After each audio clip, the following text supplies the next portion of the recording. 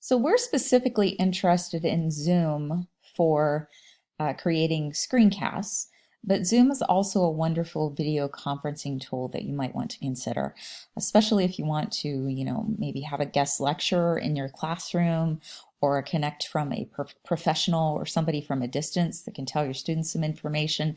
Zoom is a terrific tool for that.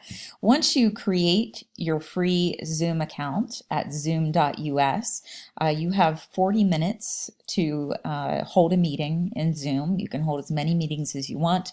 You can record your meetings.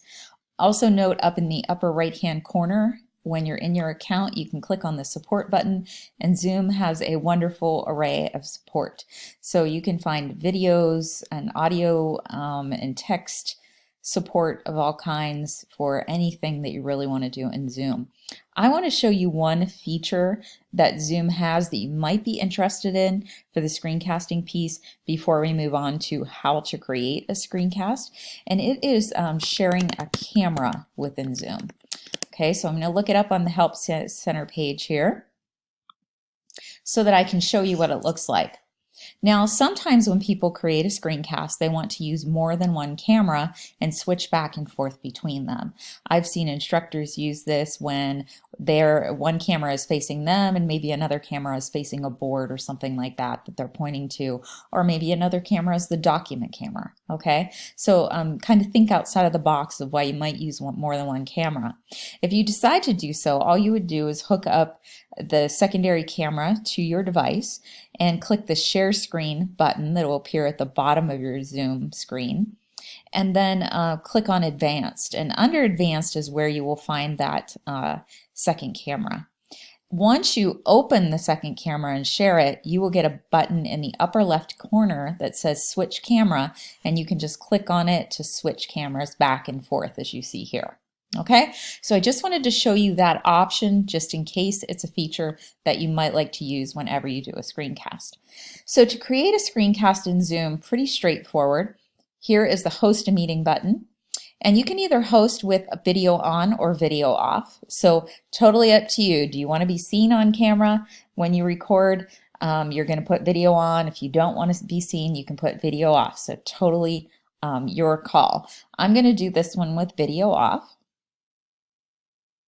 And you'll see here it takes a second to load. I have to say yes, I want to open zoom.us. And then my join a meeting link is going to come up, and it asks me if I want to join with computer audio, and I do. And you can see here that my microphone is working because the green is going up and down. If I wanted to start video, I could click there to start. If I want to mute my mic for some reason, I can click there to mute my mic. Okay? Here is the record button. Once I start recording, you can see down here that I have the option to pause or the option to stop recording. Okay, so you have total control over that as well, but obviously if you're doing a screencast, you're going to want to start your recording.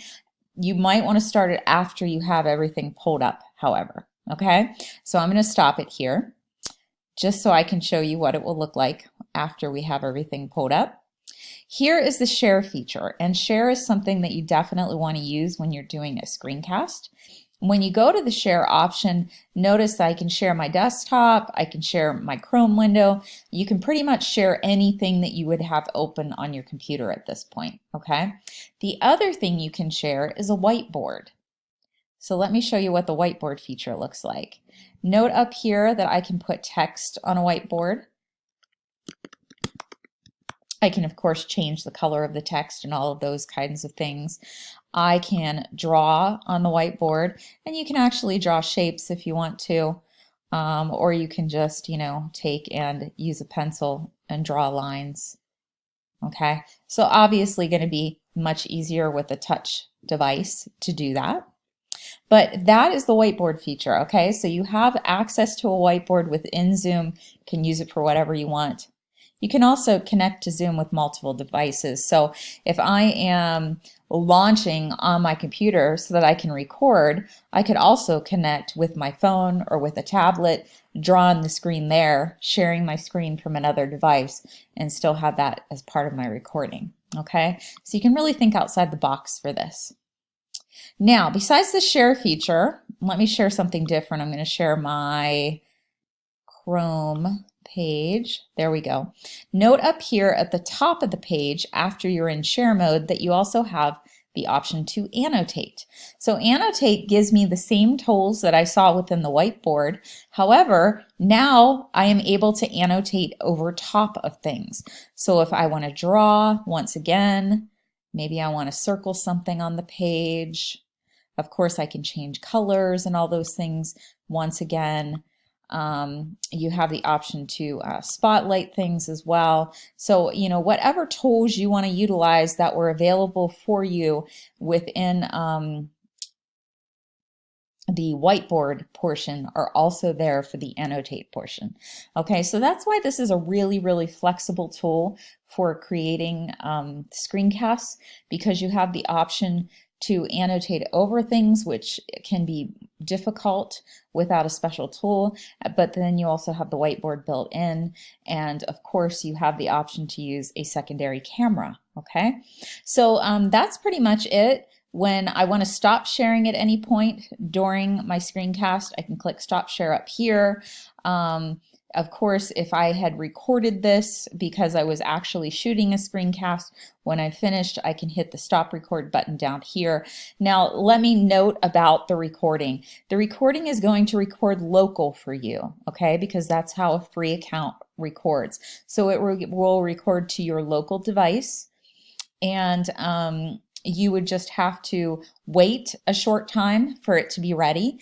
Say you recorded 10 minutes, it might take 30 minutes for that to be ready, okay? So there's also always a buffering, getting ready piece after a recording, but then you can, of course, go take your recording and do what you want with it. Okay, so hopefully this helped you to see how you can record a screencast utilizing Zoom.